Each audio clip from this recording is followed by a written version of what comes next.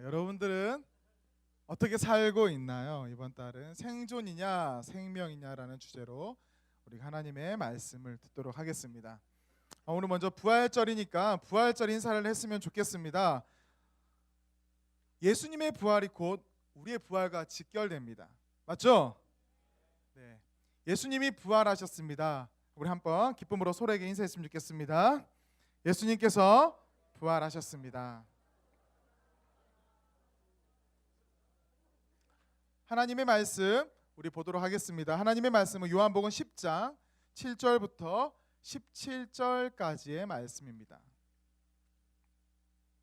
요한복음 10장 7절부터 17절까지의 말씀입니다.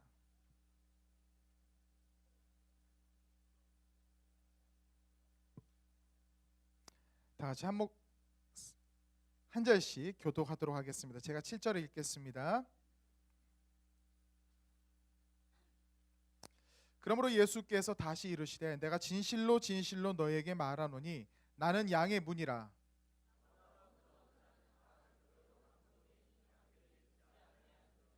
내가 문이니 누구든지 나로 말미암아 들어가면 구원을 받고 또는 들어가며 나오며 꼴을 얻으리라.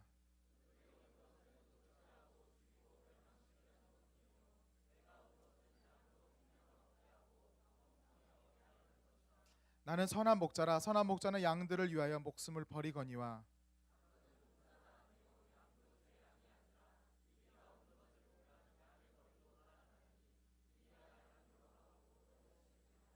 달아나는 것은 그가 삭군인 까닭에 양을 돌보지 아니함이나.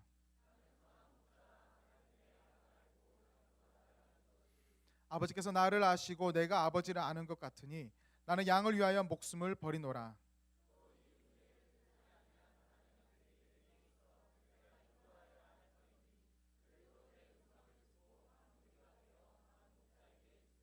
함께 읽겠습니다.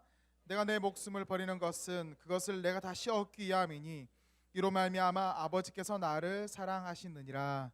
아멘. 이번 달 주제가 생존이냐 생명이냐라는데 주제를 보면 조금 헷갈릴 수가 있습니다. 생존도 사는 거고요, 생명도 사는 건데 그 차이에 대해서 우리가 조금 보도록 하겠습니다. 오늘은 부활절입니다. 그 부활절이 되면 참 기뻐요. 그렇죠? 날씨가 좀 우중충하더라도 날씨는 고난주간 날씨인 것 같아요. 날씨가 좀 우중충한데 부활의 의미를 우리가 고백한다면 참 기쁠 수가 없습니다. 그런데 저는요 지금 이제 딱 8년 9년째 이렇게 청년부 사역을 하는데 부활절이 되면 되게 떨려요. 성탄절이 되면 되게 기쁜데요, 부활절이 되면 되게 떨려요. 왜 떨리냐면 성탄절 이후에는 뭐예요? 신년이 있잖아요. 신년에는 많은 사람들이 새로운 마음으로 하나님께 나와요. 항상 연초에 사람들이 제일 많아요. 근데 저 청년부 패턴이 있거든요. 이거는 승리교회뿐만 아니라 전국에 있는 모든 교회 똑같은 것 같아요. 전국에 있는 모든 교회가 예수님께서 부활하심으로 청년들도 부활해서 사라지는 것 같아요. 네. 예수님이 승천하실 때까지라도 남아 있어야 되는데 부활과 동시에 학생들이 많이 사라져요. 왜요? 부활과 함께 중간고사가 찾아와요. 직장인들은 왜 사라질까요? 부활과 함께 꽃이 펴요. 그러니까 이 주일날 오후가 예배 나오기가 정말 힘든 시기가 점점 다가오고 있기 때문에 저는 부활절이 올 때마다 조금 떨려요. 기도하면서 하나님께서 주제를 주셨습니다. 생존이냐 생명이냐.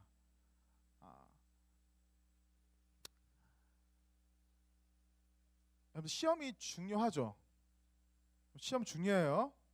제가 교회에서 장학금을 나눠주는 그 이제 행사를 할 때 항상 하는 이야기가 있어요.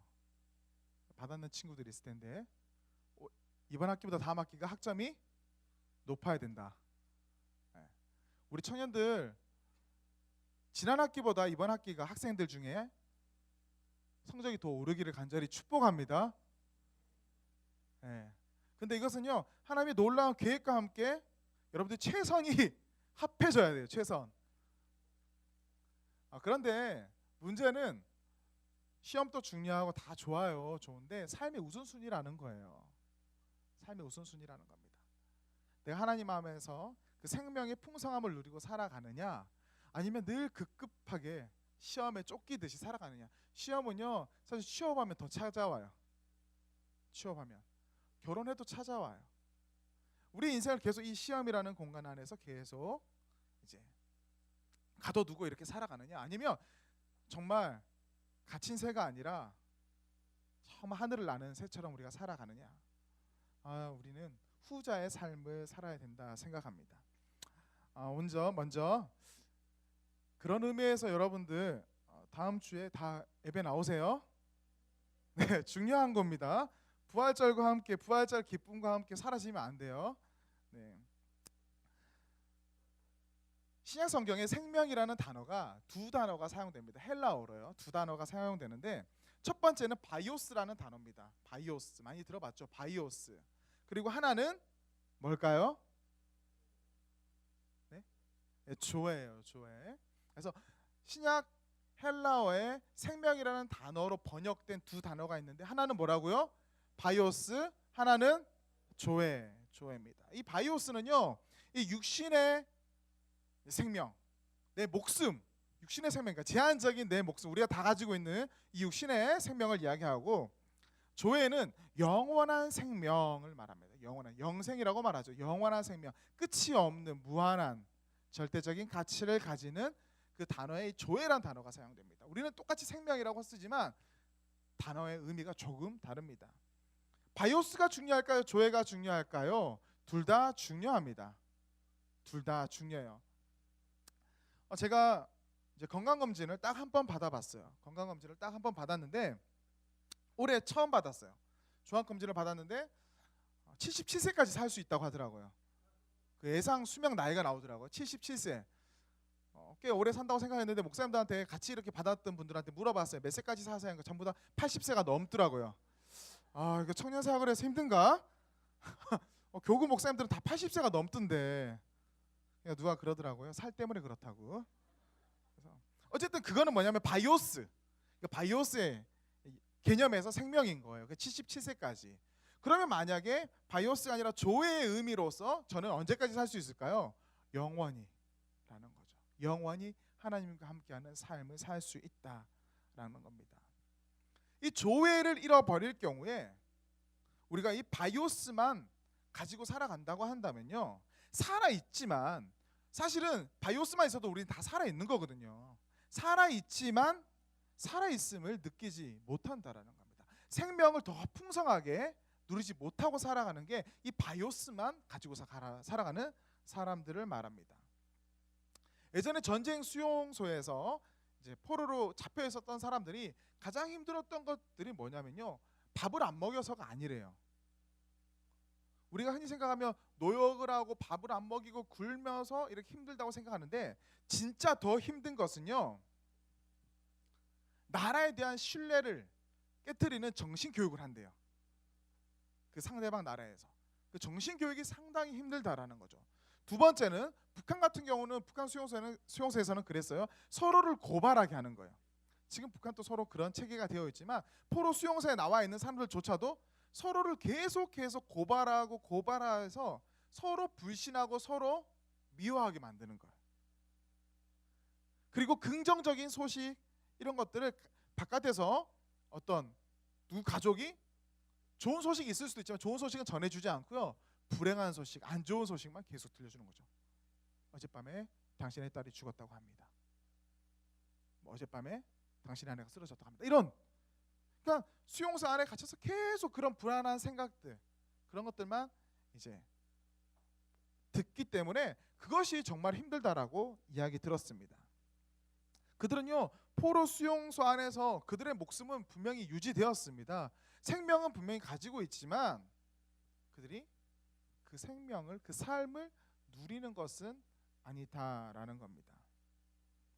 조회가 없는 것은요, 정신적인 독방에 갇혀 있는 거나 마찬가지입니다. 정신적인 독방. 살아있지만 살아있음을 느끼기 힘든 것.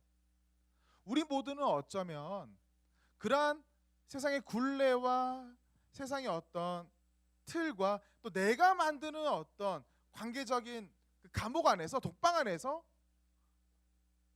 살아가는 많은 현대인들, 그들의 모습이 우리들의 모습이 아닌가 생각해 봅니다. 1인 가구가 많이 늘어나고 있다고 합니다. 그래서 그 1인 가구를 위한 시장 보기, 1인 가구를 위한 식당들이 많이 늘어난다고 해요. 그런데 솔직히 말하면 1인 가구만을 위해서일까요?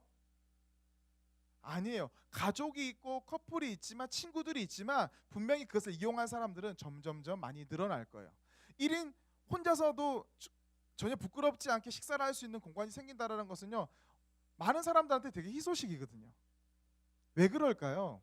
우리는 은근히요, 우리 안에 관계적인 스트레스들이 되게 많다라는 거, 혼자 있고 싶다라는 거예요. 독방에 갇히고 싶다라는 거예요. 근데 사실 그 독방이 언젠가 나로 하여금 세상으로부터 또 하나님으로부터 나를 차단시킬 수 있다라는 겁니다. 살아있으나 살아있지 않은 상태, 바이오스는 가지고 있으나 조회가 없는 상태, 바로 그러한 상태입니다.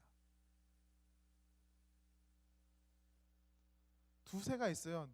둘 다 살고 있어요. 둘 다 살고 있어요. 여러분들은 어떤 새가 되고 싶어요? 철장 안에 갇힌 새가 되고 싶나요? 아니죠. 날고 싶은 새가 되겠죠. 근데 우리 내면에는요, 은근히 또 들어가고 싶은 것도 있어요. 우리 내면에는요. 하나님께서 그것을 원하지 않는다라는 겁니다. 조회가 없는 사람들의 특징이 있습니다. 그 사람들의 특징이 뭐냐면 중독에 빠지기 쉽다라고 합니다. 마약하는 분들 가끔씩 있죠. 여기도 없나요? 네. 마약 김밥만 좋아하나요? 죄송합니다. 네. 우리나라는 마약이 이렇게 많이 상용화되지 않지만 마약에 빠지는 사람들이 있고요. 또 알코올 중독, 인터넷 중독, 이러한 중독에 빠지기 쉽다고 합니다. 그러니까 조회가 없는 사람들, 왜 중독에 빠지기 쉽냐면 그때 중독적인 그것에 빠져 있을 때 내가 살아있음을 느끼기 때문에 그것에 빠진대요. 그 알코올을 먹는 순간, 그 알코올이 나를 계속 취하게 하는 순간, 알코올 중독자들은 그때 내가 살아있음을 느끼는 거거든요. 그러니까 우리는 살고 싶어요. 살아있음을 느끼고 싶어요. 그런데 그것을 못 느끼니까 계속 빠지는 거예요. 인터넷에 빠져서 막 게임하면서 내가 살아있음을 느끼는 거예요. 술을 마시면서 마약을 하면서 일상적인 삶에서는 내가 그걸 못 느끼는 거거든요. 여러분들은 어떤가요? 여러분들은 어떤가요? 여러분들은 혹시 뭐 어떤 거에 중독되어 보지 않았나요? 그런데요, 그것에 중독되면요, 내가 살아있음을 느끼고 싶은데 건전하게 또 올바르게 건강하게 살아있음을 느끼는 것이 아닌 게 문제인 거예요. 사실은 독방에 있는 사람이 더 나오고 싶은 심리가 한복판에 있고, 또 바깥에 있는 사람이 들어가고 싶은 생각이 한복판에 있지만 그들을 계속 마찰을 하는 거예요. 마찰을. 그래서 내가 안에 있는 건지 밖에 있는 건지, 밖에 있는 건지 안에 있는 건지 모르는 거예요. 그래서 내가 살아있나? 느끼고 싶은 거예요.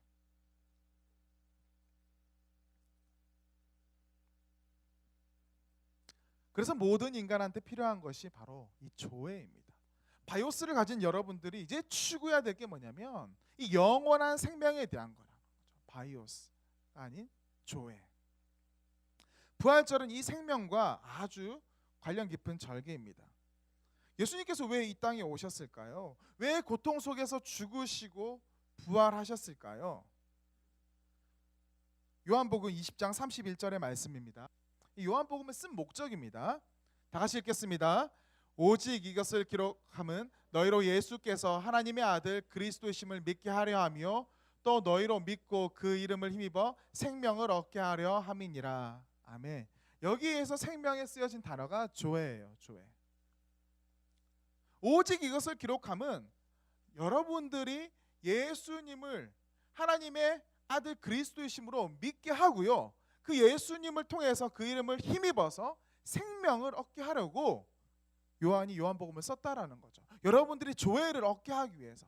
그런데 여러분들은 조회가 아닌 계속 바이오스에 목말라서 조회는 던져버린 채 육신의 삶의 어떤 쾌락과 육신의 삶의 안락만을 위해서 살아가고 있지 않나 나를 돌아볼 필요가 있습니다. 여기서 조회는 영원한 생명이고요. 다시 한번 하나님의 말씀 보겠습니다. 요한복음 10장 10절입니다. 다 같이 읽겠습니다. 시작. 도둑이 오는 것은 도둑질하고 죽이고 멸망시키려는 것뿐이요 내가 온 것은 양으로 생명을 얻게 하고 더 풍성히 얻게 하려는 것이라. 양은 우리를 말하는데 양으로 생명을 얻게 하고요 그 생명이 더 풍성하게 되는 것을 원한다라는 겁니다. 그럼 여기서 조회 영생은 무엇인가? 바로 하나님과 영원히 함께하는 삶을 말합니다. 하나님과 영원히 함께하는 삶. 우리가 흔히 보통 뭐라고 말하죠? 천국의 삶을 말하는 거죠. 천국의 삶. 하나님과 영원히 함께하는 것. 사람은요 원래 하나님과 늘 함께 있어야 되는데 중간에 죄가 들어온 거예요. 죄 때문에 하나님과 인간 사이에 간격이 벌어졌어요. 그 순간 조회가 상실된 거예요. 그래서 다시 한번 우리에게 생명을 주시고자 예수님께서 오신 거예요. 스스로 그 죄값을 치르시고 우리에게 생명을 부어 주셨다라는 겁니다. 여러분들 구원 받았습니까? 구원 받았다라는 것이 이 영생 생명을 가졌다라는 거예요, 여러분들. 예수님께서는 스스로를 뭐라고 말하냐면 양의 문이라고 말합니다. 양의 문. 오늘 본문에 예수님께서 스스로를 나는 선한 목자다라고도 표현하고 나는 양의 문이다라고 표현하는데 그 양의 문이 뭘까? 양의 문이 뭘까? 그 팔레스타인 농장에서요. 그 큰 규모의 농장은 아니고 보통 이제 중소형 규모의 농장에 그 밤에 이제 그 목자가 밤에 그 농장에서 잘 때가 있어요. 잘 때 풀을 먹이라고 다 보내놓고 잘 때 어떻게 자냐면 그 우리의 문을 닫아놓지 않고 열어둔대요. 열어두고 나서 본인이 그 문 앞에서 잔대요. 목자가 자면 양들이 먹다가 나중에 그 우리로 들어온다라는 거예요. 내 주인 보고. 이해되나요? 내 주인이 우리 문 앞에 누워 있으니까 그 양들이 막 다른 집 양들도 있을 거 아니에요. 이따가 주인을 따라서 온대요. 그래서 주인이 자고 있으면 그 자고 있는 문 옆으로 지나가는 거예요. 예수님을 그 목자를 지나가야지 온전한 우리로 들어갈 수 있다라는 거예요. 그래서 그런 의미로 양의 문이라고 하는 거예요. 양의 문. 양 우리의 문이 되는 거죠. 그래서 예수님을 본인을 양의 문으로 표현했습니다. 그러니까 우리가 하나님의 우리가 있다면 그 안에서 천국을 맛볼 수 있는 우리가 있다면 그것을 누구를 통해서 갈 수 있다? 바로 예수님을 통해서 갈 수 있다라는 겁니다. 우리가 예배하고 우리가 이렇게 모임을 갖는 거 바로 그 예수님께서 우리를 위해서 그렇게 희생하셨고 우리 예수님을 통해서 하나님께 나아갈 수 있기 때문에 우리가 예배하는 겁니다. 그런데 요즘 현대인들이 예전 사람들하고 뭐가 다르냐면 천국에 대한 감흥이 별로 없어요. 솔직히 우리도 좀 그렇죠? 설교에 대한 감흥이 없네요. 네. 예전에 선교지를 가거나 또 우리나라도 되게 힘든 시절에는 사람들이 천국 가면요 지금 이 현실이 너무 힘들기 때문에 언젠가 다가올 그날만큼을 소망하면서 하나님과 함께할 눈물이 없는 곳 그것을 생각하면서 지금을 견뎠대요. 그런데 지금 현대 세계는 어떠냐면요 여기서도 즐길 게 많거든요.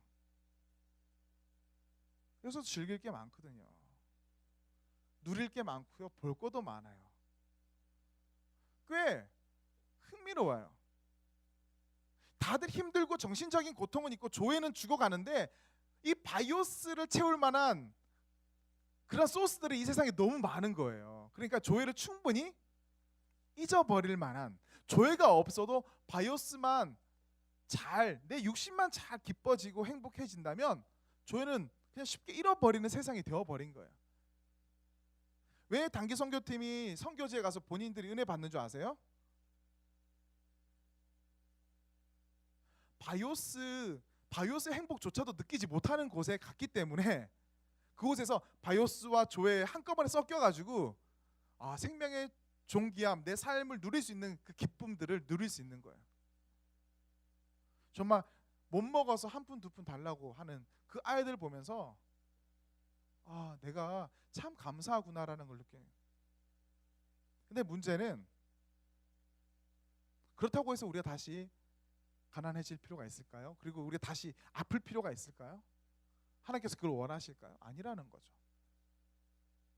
물론 가끔씩은요, 혼내서라도 아프게 해서라도 하나님께서 돌아오게 할 때가 있어요.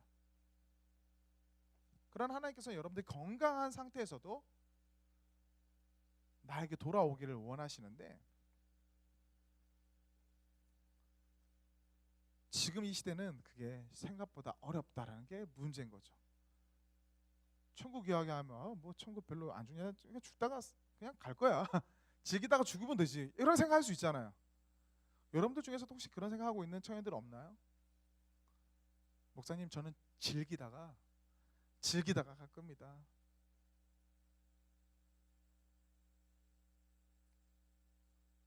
제가 돈 이야기해서 미안한데 진짜 몇 주 저번에도 한번 복권 이야기를 했었지만 복권에 당첨됐다고 생각해 보세요.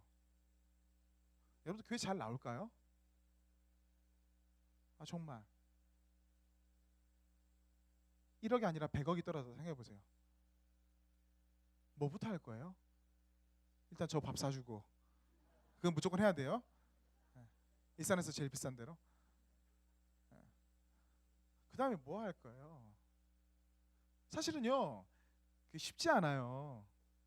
우리가 신앙생활 한다라는 게요, 쉽지 않아요. 그 부자들이 신앙생활 하는 거 정말 저는 칭찬해주고 싶어요. 진짜로. 부자가 천국 가는 게 어렵다라는 게 그거예요. 저 여러분들 부자 되세요 했으면 좋겠어요. 예전에 김정은이 계속 광고했죠. 부자 되세요. 부자 됐으면 좋겠어요. 근데 진짜 여러분들 부자 됐으면 좋겠는데, 진짜 기도하는 것은 부자가 돼서도 흔들리지 않을 만한 신앙의 그릇이 된 후에 부자 됐으면 좋겠어요. 여러분들 그렇게 기도하세요. 취업 됐으면 좋겠어요. 그런데 취업이 되더라도 내 신앙이 흔들리지 않을 만큼 채워진 상태에서 취업이 돼야 돼요. 학점 4.5 나왔으면 좋겠어요. 그런데 4.5 나오더라도 내 인생을 하나님께 맡기겠습니다라는 고백이 있은 후에 4.5 나왔으면 좋겠다고 제가 기도하는 거예요. 그래서 하나님께서 기도를 안 들어주시는지 모르겠는데, 여러분들 진짜 그렇게 기도해야 돼요. 무엇이 우선순위인지 이 청년의 때 바로 잡지 않으면요, 진짜 어려워요. 생각보다 많이 어려워요. 생각보다 많이 어려워요.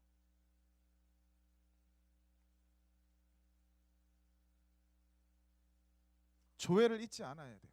영원한 생명, 하나님과 함께하는 영원한 생명의 기쁨, 그 소망함을 우리가 잊지 않아야 되는데, 그러면 그것을 잊지 않기 위해서는 우리가 어떻게 해야 되느냐? 지금 하나님과 내가 동행하는 삶을 살아야 돼요. 계속해서. 잠시만 떨어져 나가도요, 잠시만 떨어져 있어도 잊기 쉬워요. 잊기 쉬워요. 제가 1월부터 4월까지 주제가 조금 강해요. 조금 뭐죠? 뭐 생존이냐 생명이냐, 뭐 가난, 뭐 이제 약간 좀 강하잖아요. 강하게 그렇게 하는 이유가 다 있어요. 여러분들은 다 하고 싶지만 사실은 여러분들이 바로 서야지 여러분들이 나중에 세상 속에서 진짜 이거 할 수 있는 거예요. 승리할 수 있는 거예요.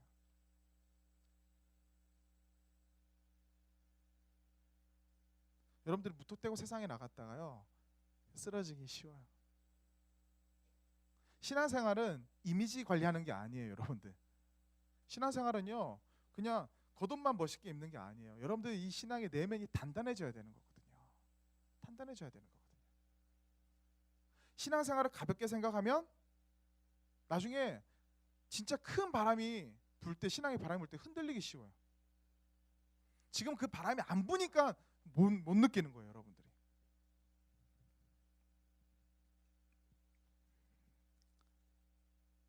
그러므로 늘 예배 시간에 올 때마다, 또 모임할 때마다, 그리고 매일 아까 전에 다영 자매가 밤에 자기 전에 기도한다고 했는데요, 꼭 하셔야 돼요. 정말 꼭 해야 돼요. 그리고 이미 입교하고 세례 받은 우리 친구들 있죠?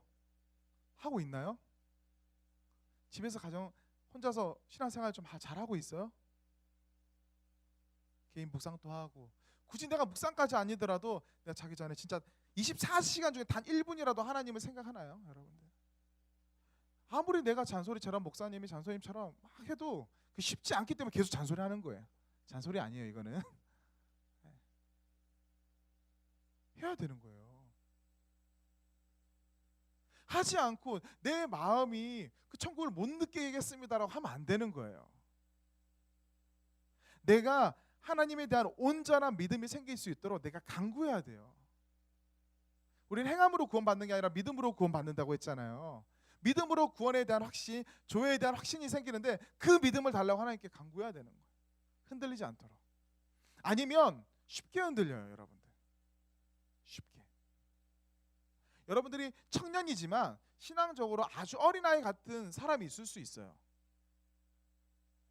교사들 있죠. 소년부 교사도 있고 중등부 교사, 아동부, 유치부 교사들 있잖아요. 아이들 한 명 하면 다 챙겨줘야 되잖아요, 이렇게요. 여러분들은 어때요? 가만히 놔두면 여러분들 잘할 수 있을 것 같아요?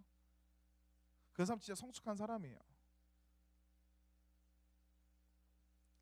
그러니까 여러분들 스스로 계속해서 해나가야 돼요. 가끔 저도 제 딸한테 감동을 받아요. 요즘에 제 딸이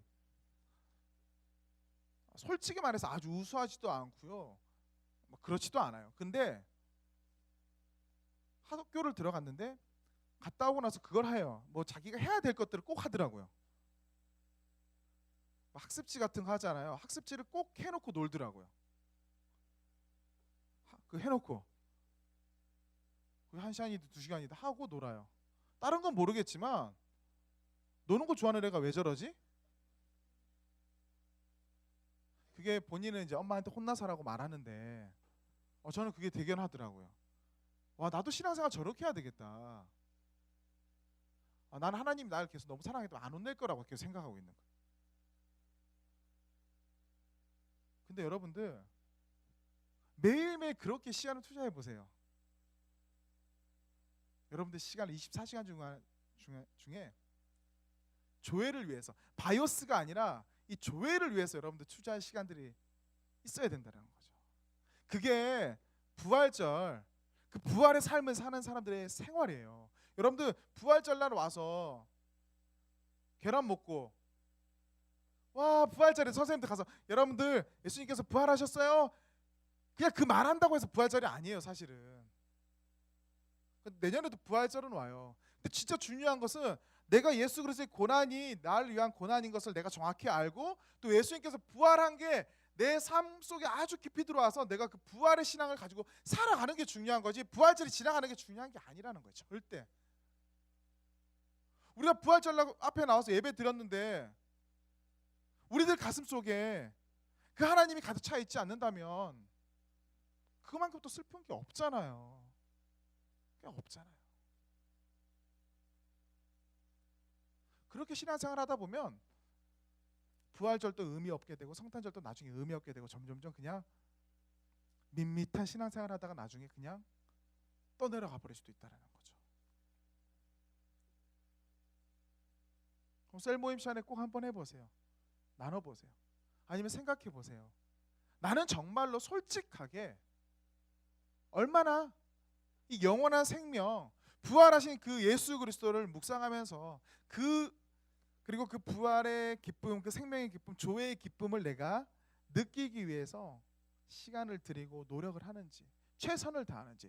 행함으로 구원받을 수 없지만, 따라해보세요. 행함으로 구원받을 수 없지만, 좀 크게, 행함으로 구원받을 수 없지만 하나님께 나아갈 때는 최선을 다해야 된다. 최선을 다해야 돼요. 왜냐하면 하나님이 누구를 위해서 최선을 다했어요? 나를 위해서 최선을 다했거든요. 예수님께서 이 땅에 내려오셔서 십자가 달려 죽으시고 우리가 또 성찬식도 할 건데 이렇게 할 수 있는 게 하나님이 최선을 다했기 때문에 그 은혜를 누릴 수 있는 거예요. 하나님이 인간이 된 것 최선의 노력을 한 거예요. 우리를 위해서. 근데 우리는 그 은혜를 입었음에도 불구하고 하나님을 향한 최선이 없다면 어떻게 될까요? 하나님이 얼마나 슬퍼하실까요? 그 최선은 어느 정도인지는 잘 모르겠습니다. 사람마다 다 다르겠죠. 그러나 적어도 하나님을 알지 못하기 전보다 지금이 더 최선이어야 돼요. 하나님보다. 그 전보다요. 네, 그 전보다. 하나님을 향한 최선. 여러분들 시간을 들이시라는 거죠. 저는 예배는 그게 기본이라고 생각하고, 여러분들 이제 주중에서 삶 속에서도 진짜 꼭 해보세요. 습관을 길러야 돼요. 영적인 습관. 영적인 습관. 말씀을 꼭 묵상하세요. 기도하세요. 진짜 기도하세요. 기도하기 힘들잖아요. 기도하기 힘든 시대잖아요. 기도하세요. 뭐 하나 바꿔보세요. 저도 바꿔야 될 게 되게 많거든요. 우리 함께 한번 바꿔봅시다. 예전에는요, 제 스스로를 돌아보면 제가 어떻게 타락을 했냐면요, 예전에 저희 집에 화장실에 뭐가 있었냐면 360일 기도 묵상 달력이 있었어요. 그래서 항상 그 화장실 가면 그 묵상할 수 있도록 그게 빛이 되어 있었거든요. 이제는 그거 없어요. 몇 년 전부터요. 대신 뭘 들고 가요? 핸드폰을 찾아요. 배 아파, 배 아파. 핸드폰 어디 있어? 휴지를 찾아야 되는데 배 아픈데 내가 핸드폰 찾는 나를 발견했어요. 웃는 분도 비슷할 거예요. 배 아픈데 화장실 바로 들어가는데 핸드폰 찾는 거예요. 그게 이미 나의 삶에 너무 나를 많이 지배하고 있는 거지. 지금 이제 묵상할 시간이 점점 없을 거예요. 앞으로 더 없을 거라는 거죠. 더 없어요, 여러분들. 진짜예요. 앞으로 더 개발될 거고요. 이제는 막 가만히 있으면 여기서 막 뭐가 보여를 하면 또 보이는 시대가 될 거예요. 그러면 이제 더 묵상하기 힘들 거예요. 신기한 게 너무 많으니까, 재밌는 게 너무 많으니까.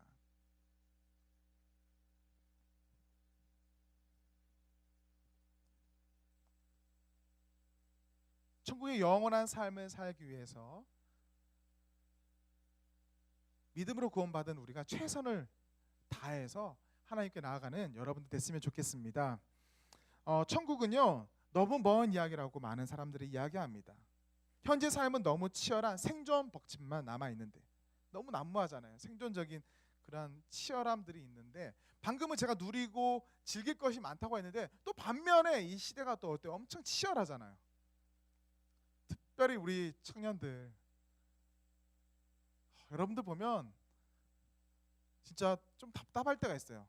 여러분들이 답답하다는 게 아니라 여러분들 지금 시대가, 취업도 되게 힘들잖아요. 현실적인 문제거든요. 졸업반이라고 하면 제가 갑자기 가슴이 팍팍해져요. 저 이번에 졸업해 하면 막 떨려요. 이제 정말 죄송합니다. 제가 믿음이 없어서인지 모르겠지만 잘 될 게 상상해서 답답한 게, 좋으면 좋아야 되는데 그가 앞으로 흘릴 눈물들과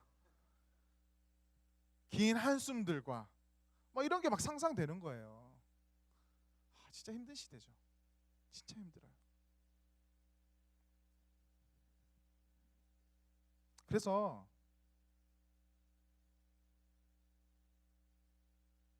천국의 이야기가 그냥 되게 생소하고 되게 먼 이야기처럼 느껴지기도 합니다. 그런데 여러분들, 천국은요, 우리가 죽고 나서 가는 아주 먼 이야기만이 절대 아닙니다. 여러분들, 절대 그게 아니에요. 예수님께서 부활하시고 나서 나타나셨어요. 근데 예수님의 모습이 어땠어요? 손에 못자국이 그대로 있었던 거예요. 상처 입은 모습 그대로 예수님은 부활하셨어요. 그 예수님을 우리는 상처 입은 치유자라고 말합니다.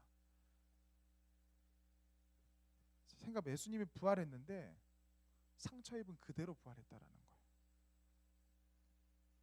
뭐 손에 못자국 그대로.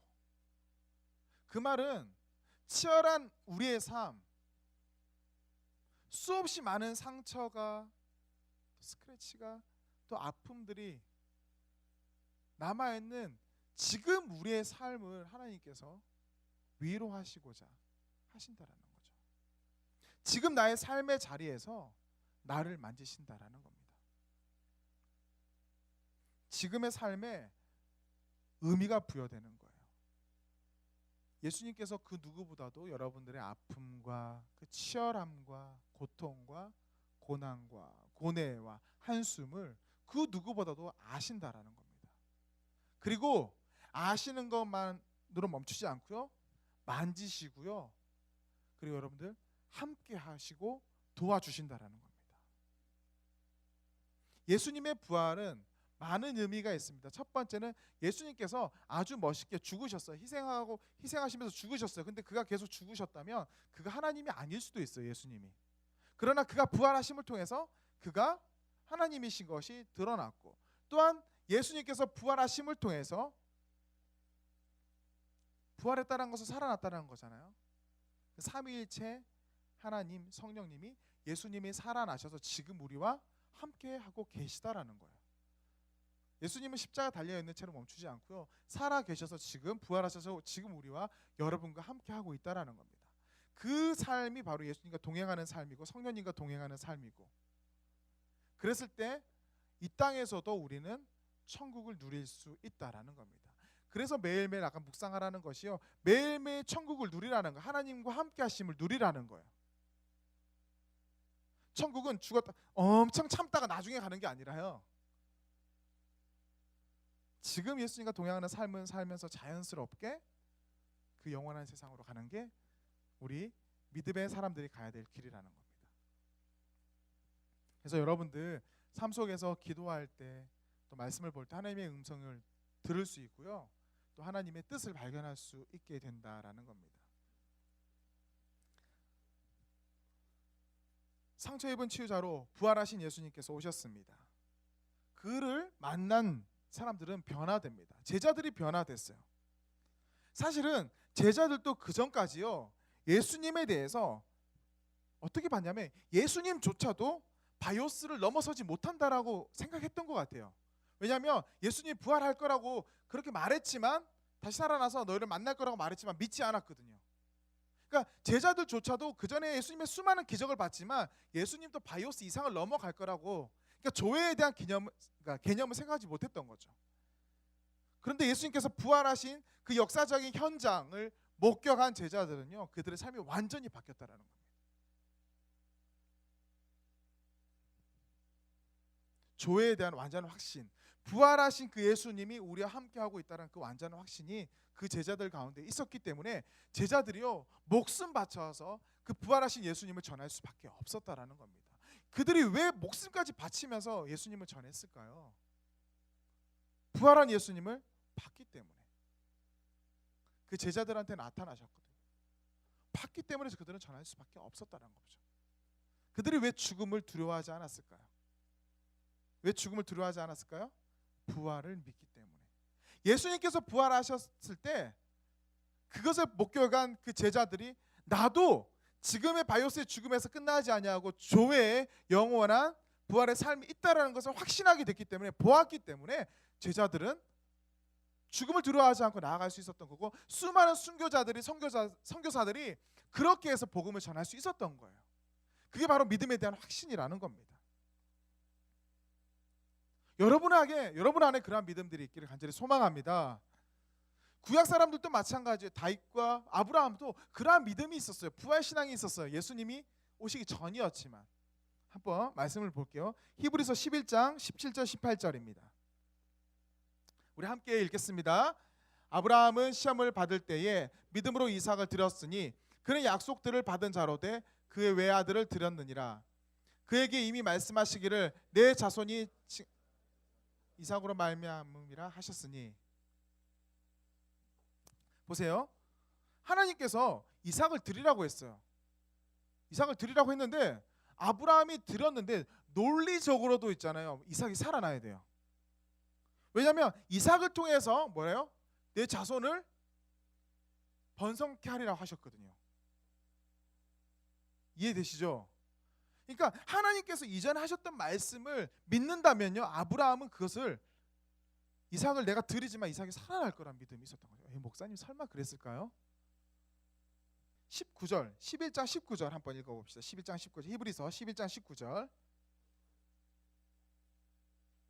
신약 365쪽입니다. 신약 365쪽.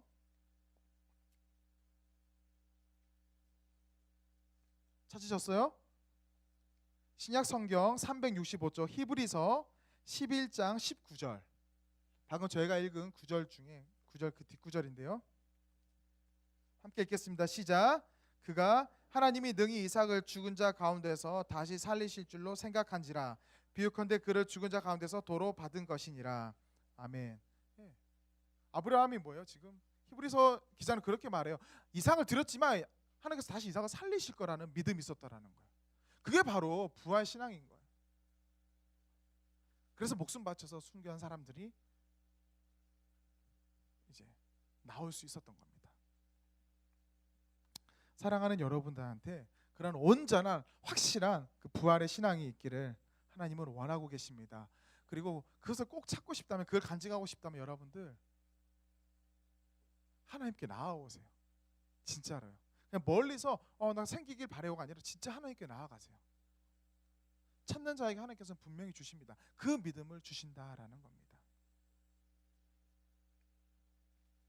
그리고 부활하신 예수님께서 살아계셔서 지금 또 나와 함께하고 계심을 여러분들 믿으시기 바랍니다. 온전한 부활 신앙은 나중을 위한 신앙에서 그치지 않고 지금도 우리로 온전한 삶을 살게 하고 생명력 있는 삶을 살게 하며 바른 삶의 의미를 가지고 주님의 동행하심 속에서 소명을 가지고 살아가게 한다라는 겁니다. 혹시 삶의 자리에서 정신적인 독방으로 도망가고 싶은 여러분들 혹시 있습니까? 혹 정신적인 독방 가운데 갇혀서 괴로워하고 있는 이들이 있습니까? 살고 있지만 삶을 느끼지 못한 채 하루하루 또 다른 자극적인 것에 나를 던지면서 살아가고 있는 우리 청년들이 있나요? 여러분들 예수님을 바라보시기를 바랍니다. 우리의 모든 죄와 허물을 그분이 지고 목숨을 바치셨습니다. 그리고 그것에서 그치지 않고 살아나셔서 스스로 하나님의 자녀임을 선포하시고 지금도 우리와 함께 하고 계시다라는 겁니다.